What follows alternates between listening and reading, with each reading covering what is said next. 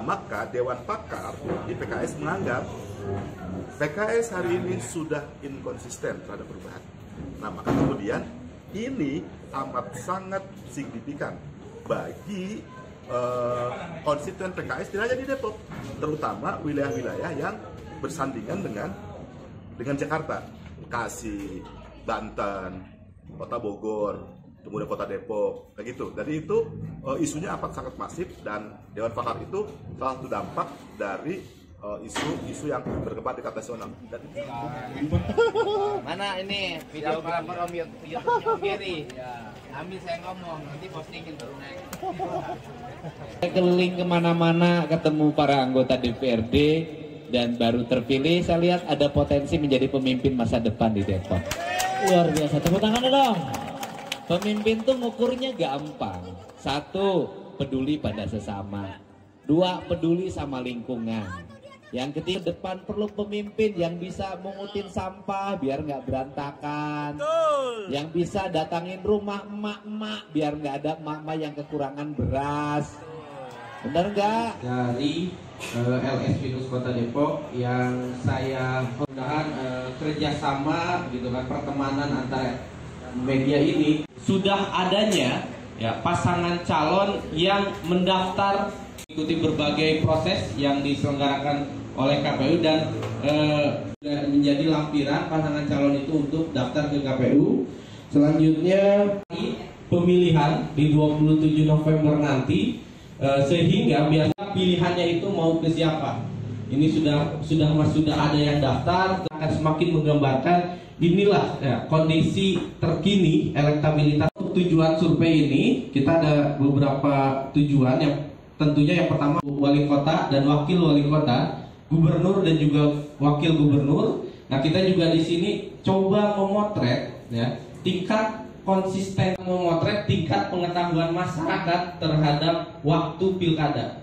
Instrumen yang tertutup dan terstruktur juga kita lakukan tata dari 800 responden ini nanti hasilnya itu 0,75%. Lainnya 1,63% dan yang menyatakan akan merubah pilihan 36,25%. Kalau saya kan melihat fenomena itu hanya dampak dari opini, stigma, inkonsisten dan inkomitmen PKS gitu terhadap dua hal.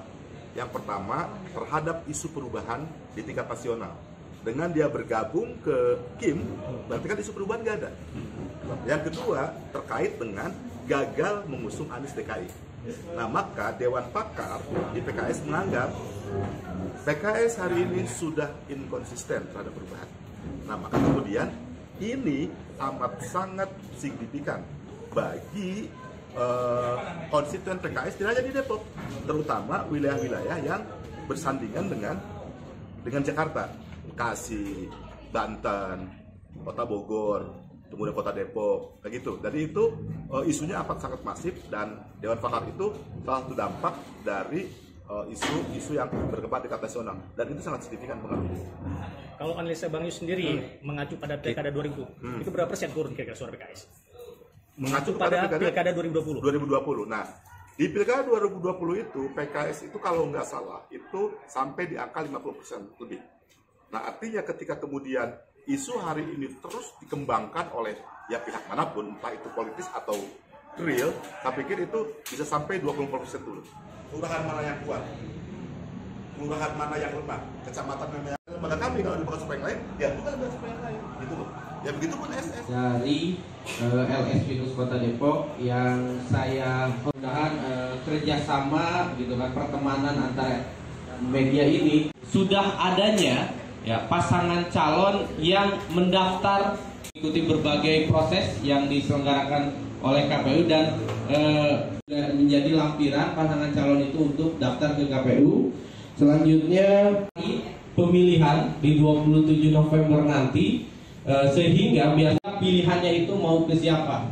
Ini sudah ada yang daftar, akan semakin menggambarkan inilah ya, kondisi terkini elektabilitas. Tujuan survei ini kita ada beberapa tujuan, yang tentunya yang pertama wali kota dan wakil wali kota, gubernur dan juga wakil gubernur. Nah, kita juga di sini coba memotret ya tingkat konsisten, memotret tingkat pengetahuan masyarakat terhadap waktu pilkada. Instrumen yang tertutup dan terstruktur juga kita lakukan dari 800 responden ini nanti hasilnya itu 0,75%, lainnya 1,63%, dan yang menyatakan akan merubah pilihan 36,25%. Mana ini videografer Om YouTube-nya Om Giri? Ambil saya ngomong, nanti postingin baru naik.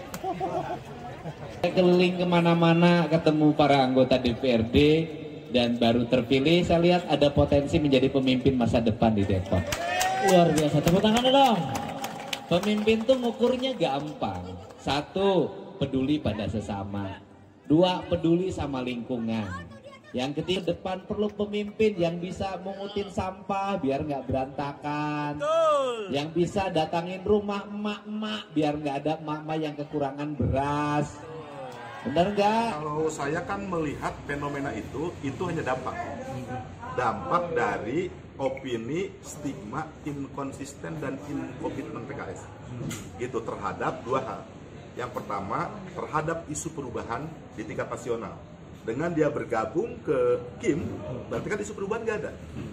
Yang kedua, terkait dengan gagal mengusung Anies DKI. Nah, maka Dewan Pakar di PKS menganggap PKS hari ini sudah inkonsisten terhadap perubahan. Nah, maka kemudian ini amat sangat signifikan bagi konstituen PKS tidak hanya di Depok, terutama wilayah-wilayah yang bersandingan dengan Jakarta. Bekasi, Banten, Kota Bogor, kemudian Kota Depok, kayak gitu. Jadi itu isunya amat sangat masif, dan Dewan Pakar itu salah satu dampak dari isu-isu yang berkembang di tingkat nasional, dan itu sangat signifikan pengaruhnya.